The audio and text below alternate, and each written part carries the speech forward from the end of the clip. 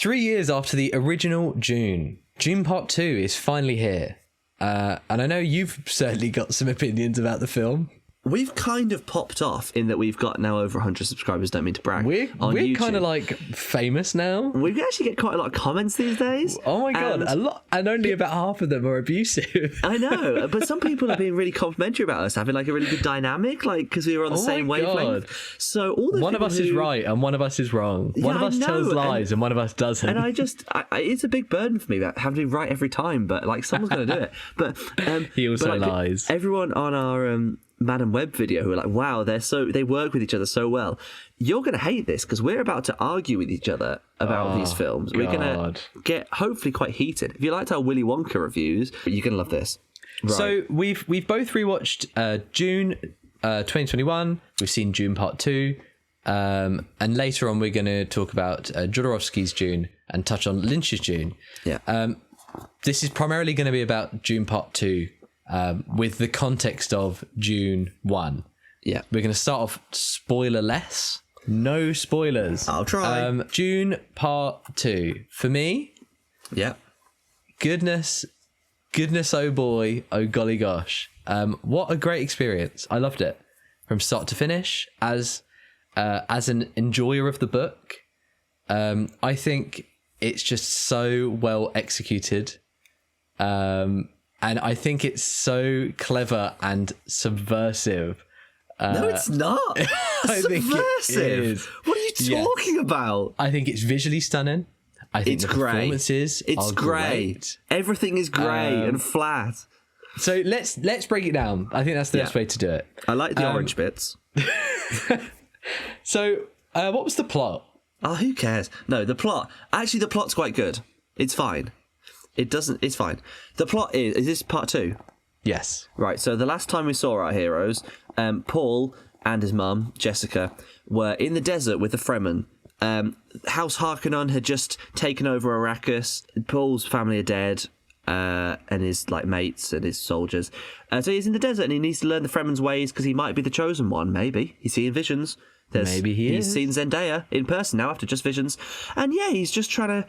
Is he Jesus? Is he Jesus? Maybe. And we'll just find that out. Meanwhile, the Harkonnens are on their backs because they're trying to hunt down Paul. That is Dune 2, among some other things. What did you think of the story?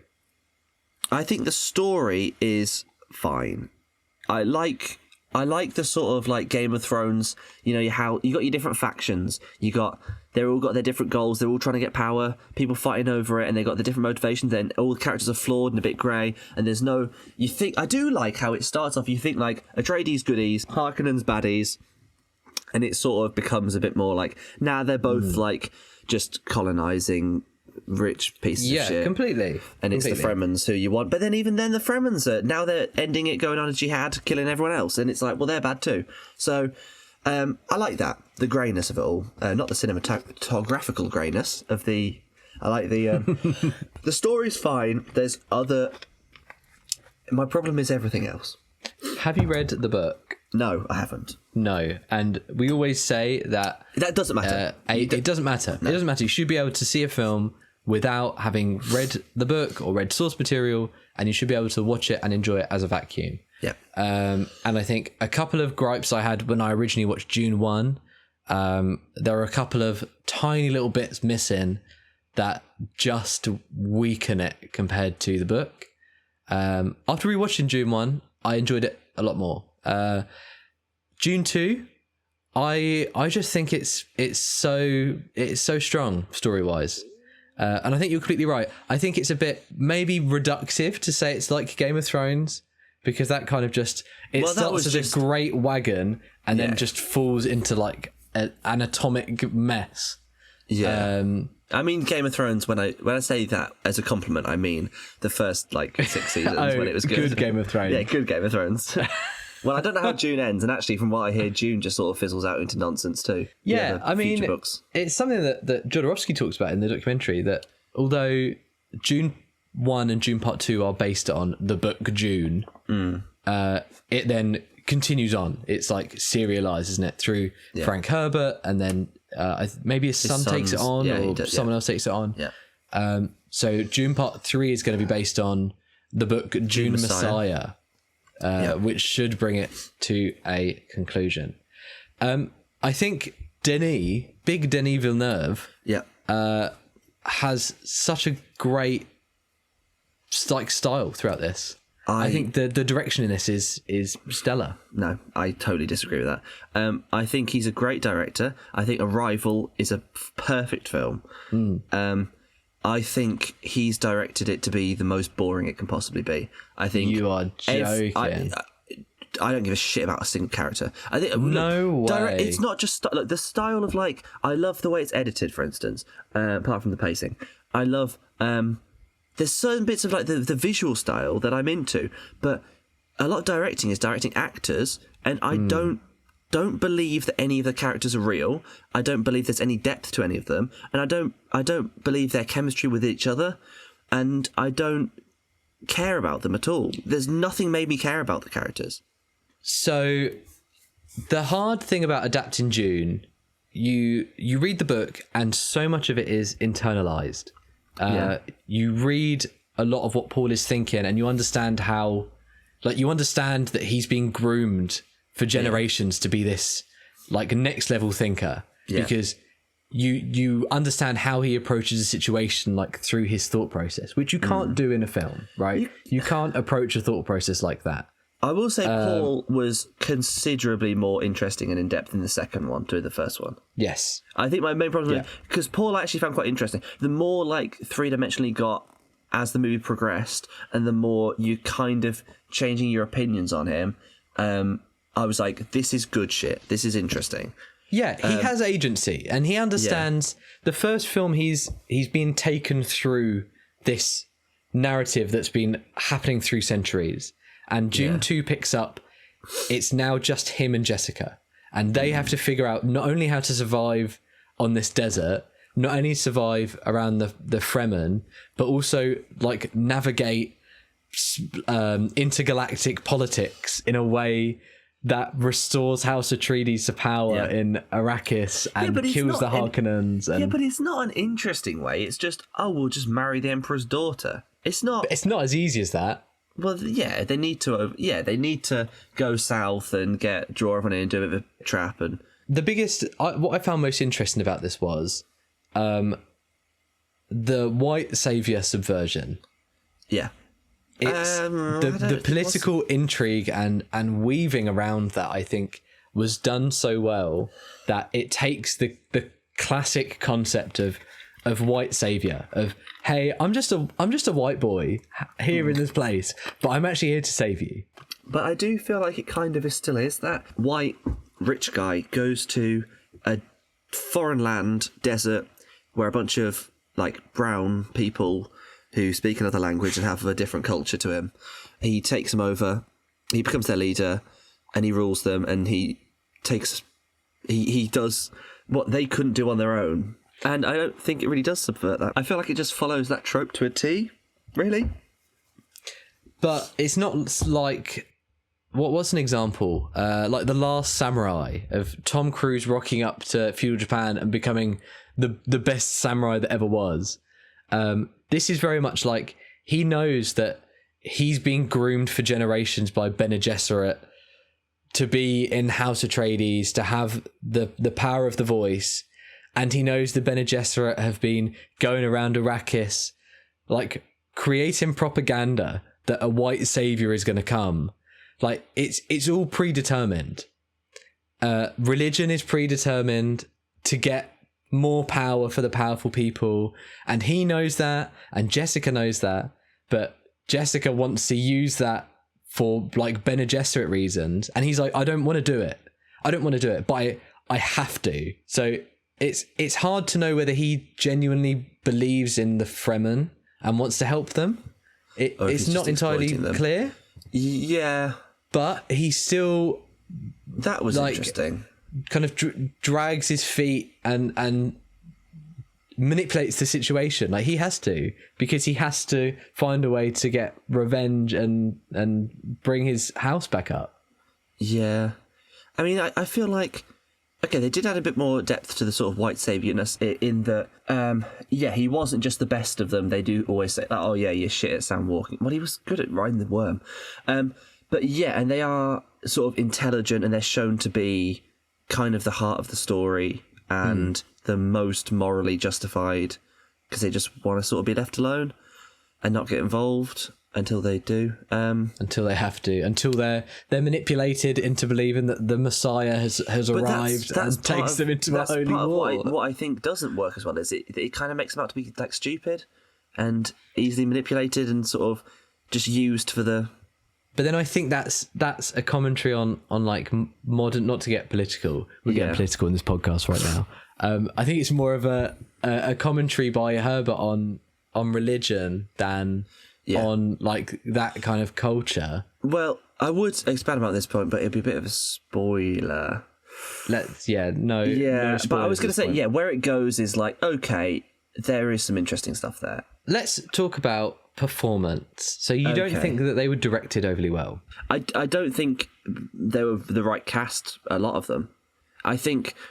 So this movie is very expensive, and I think they wanted to draw as many audiences as possible, and so every single cast member is really famous, like the most famous person on Earth right now, and I think that can be a problem. I think I was looking at I can see a positive. I'll say the positive first. It's like what Edgar Wright said with Hot Fuzz. He deliberately wanted to have named actors in the UK because there's so many characters. He thought, if you're like, okay, that's Anne Reid, that's Edward Woodward, that's then it's a lot easier to remember them. That's Timothy Dalton, and that is definitely true for Dune. I can be like, oh, I remember that character. That's Dave Bautista. That's David Dasmalchian. Yeah, I get that. I think it's really hard to watch it and not think that's Timothy Chalamet, that's Zendaya, that's Oscar Isaac. You know what I mean? I think they're so famous. I think at least Paul should have been an unknown, even if you're going to get everyone else. You know what? I completely agree. And I don't think Zendaya. I think none of them are the best performances I've ever done. Like, not even not by a long way. Probably Timothy Chalamet, because I don't think he's great in very much, and part 2 he's all right in. He doesn't do much for me. I think this is probably the best performance I've seen him do, because he doesn't really do a lot. I've never been a fan of his. He's just hide because he's hot. And I think Rebecca Ferguson in this is great. I don't think she usually does a lot. I think she does a lot. But I do think, this is the biggest thing ever. Everyone's getting to 5 stars. Are you honestly saying that? Take all of these cast. Is this the best character they've played? Is this the best role they've done? Of course it isn't. Stellan Skarsgård as Baron Harkonnen. He's really good, but he's barely in it, and he's really one note. He's just an evil gross man. That's it. Elvis? Yeah, he's great, but he was better as hell. He was possibly the best. I think so. Dave Bautista wasn't really in it a lot. I'd say he was one of the best. I mean, but I think my problems come with, there's a bit in this one where it's like, and it's not, who cares if it's a spoiler? It's like, they're like, oh, wow, Josh Brolin's alive. Wow. Well, he's in the posters, yeah. Yeah, exactly. Least charismatic actor in the world, Josh Brolin, is now back in the film. Fantastic. Josh Brolin is shit in everything. Oh, what? What's this hot take? Where's this come from? He's quite good in Men in Black 3 as a young Tommy Lee Jones. But what, No Country for Old Men? I haven't seen. What about Sicario? I haven't seen. Come on then, get off your little high horse. Thanos, I think a different actor could have done that better. He's good as Cable, but another actor could have done it better. Old Boy, awful. He's just got no charisma. He's terrible as Gurney. Patrick Stewart's worse though. He was really bad. But he's supposed to be like a veteran, stern, battle hardened. Nothing catches him by surprise. Yeah, but I think they could have got a more of a tough guy then, or more of an older Carl Weathers. Carl Weathers. That was just the first person to come to mind. Yeah, that's a great shout. Yeah, Carl Weathers. Yeah, I think he died the other day, didn't he? But he would have been great. Yeah, he died before they shot the film. I mean, after they shot the film. I don't know. I don't like Josh Brolin. Well, I'm sure he's a lovely man, but poor who else Josh. is there? Who's not? Florence Pugh is one of the best actors working today. She had nothing to work on. She'll be in the next one. She has to be. I suppose, yeah. Anya Taylor-Joy is his Aurelian. unborn sister. Oh yeah, she rocks up. That's Is she in the weird. next one then? What Is she a in the next weird. one? She must be. What a weird thing. Because that's another one where it's so distracting because she's so famous. It's just, you're just like, why is Anya Taylor-Joy there? And then she's never in it again. Like, we got glimpses of Zendaya in the first one, and then she was important later on. Is Anya Taylor-Joy going to be big in the next one? Well, she'll have to be because she's in it. That's just... Yeah. Yeah, I mean, I understand. I think the biggest issues for me, I don't really... This kind of compounds that I don't really rate Zendaya. She doesn't really do anything for me. She didn't, yeah. But I think that was also the character. I mean, I think Zendaya, her best performances as Rue in Euphoria, I think she's phenomenal. Because she gets so emotional and so, like, snotty and gross. And in this, I think, I saw some, like racist, like, boomers saying, just slagging off her and being like, oh, but was it Sean Summit, the woman from Blade Runner who was Johnny in the original? Well, anyway, I don't know. They were saying, oh, she's so beautiful and so perfect. Like, look at Zendaya. And it's like, yeah, but she lives in a desert.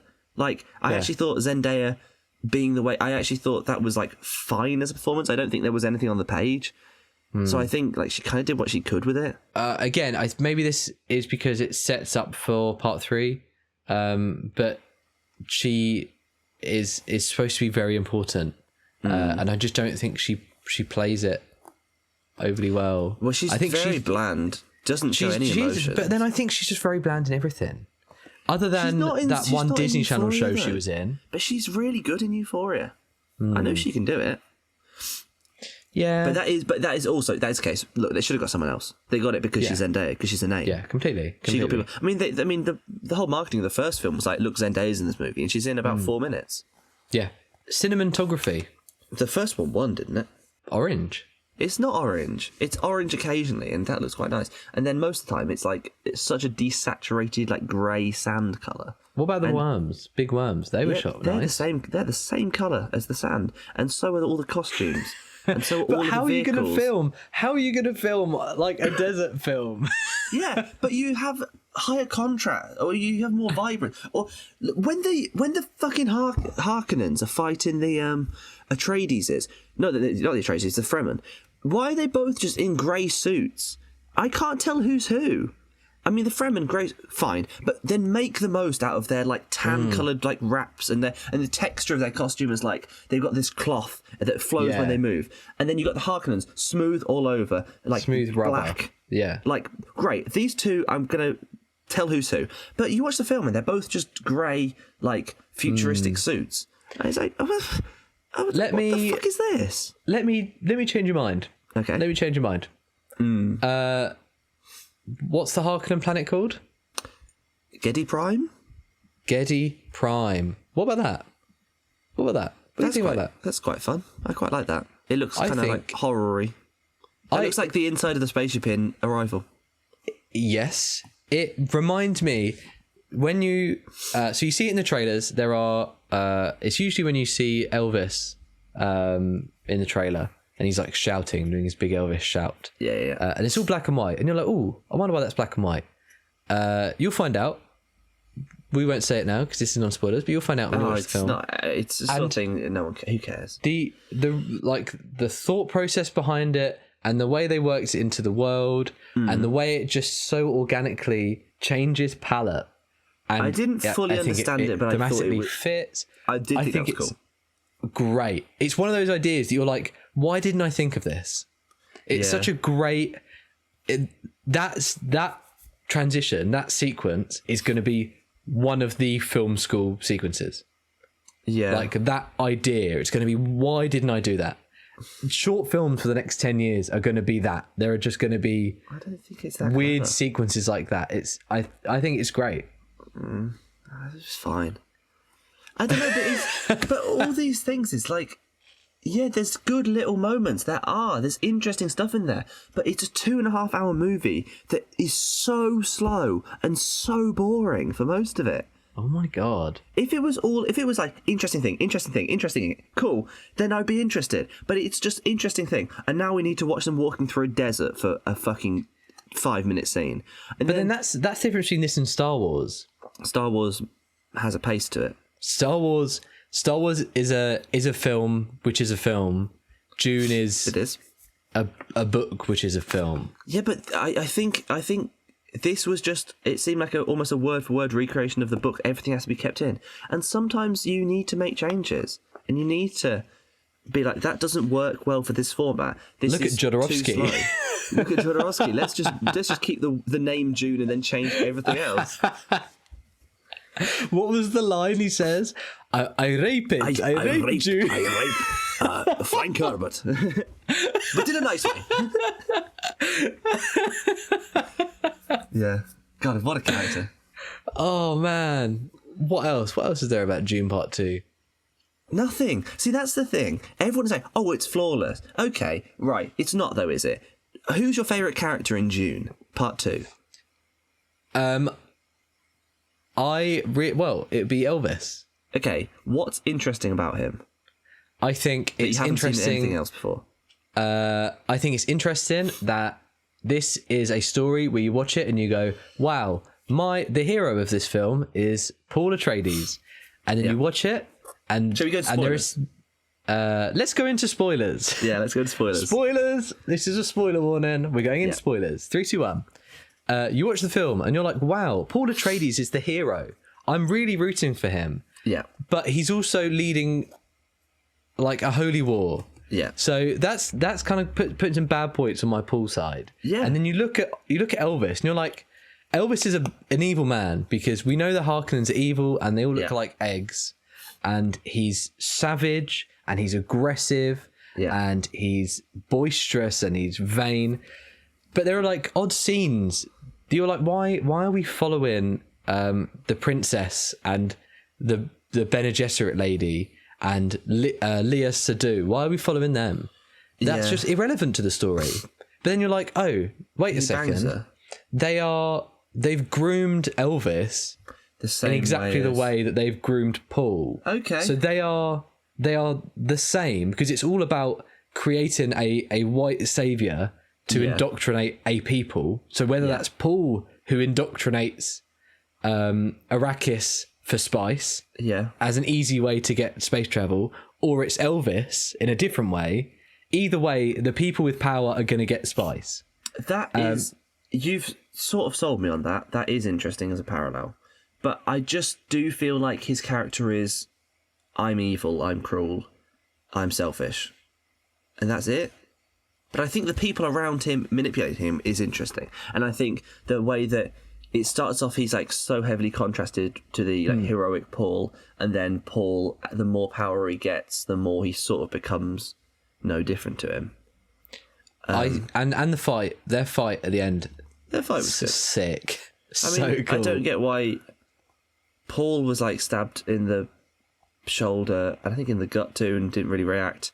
And then he stabbed a fella in the heart and dead. And it was like, well, I don't know.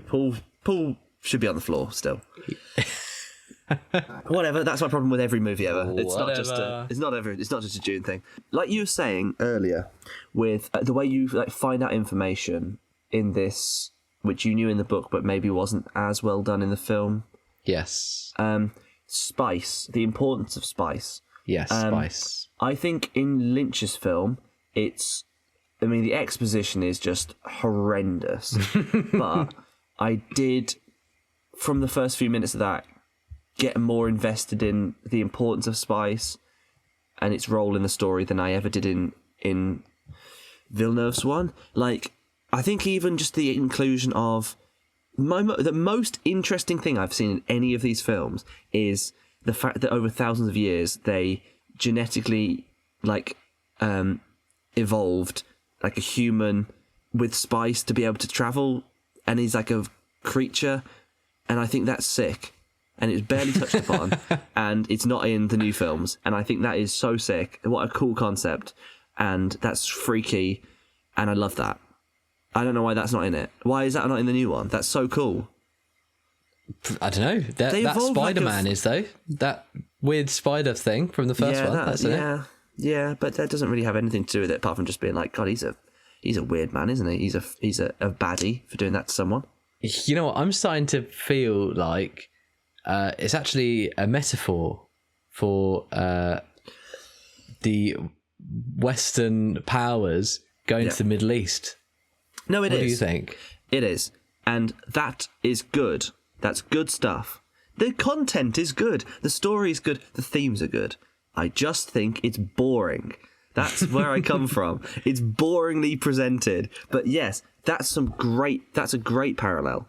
And yes, how do you feel that Dune almost did everything? Everything sci-fi, Dune. How do you feel that most modern sci-fi cinema is Dune? Yeah, no, I think that's fair. I think that's true. Yeah. Star Wars is like blatant. It's not even. It's not even embarrassed by the fact it's Dune. I'm happy to give Frank Herbert credit for that, but I'm not giving Denis Villeneuve credit for that. Oh, and that's why I think. Denis. Look, he's done some great films. I loved Arrival. Cut him a break. This is going to win Best Picture next year at the Oscars. No, it won't. It will. No, it won't. He doesn't deserve it.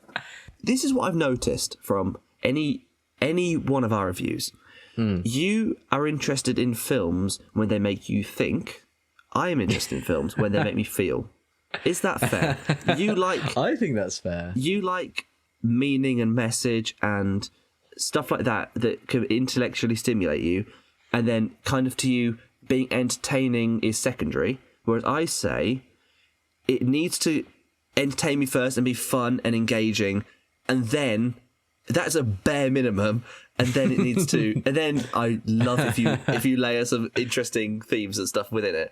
But I think you can tolerate just themes and just message, and you'll be satisfied with that. Whereas I don't have the attention span for that.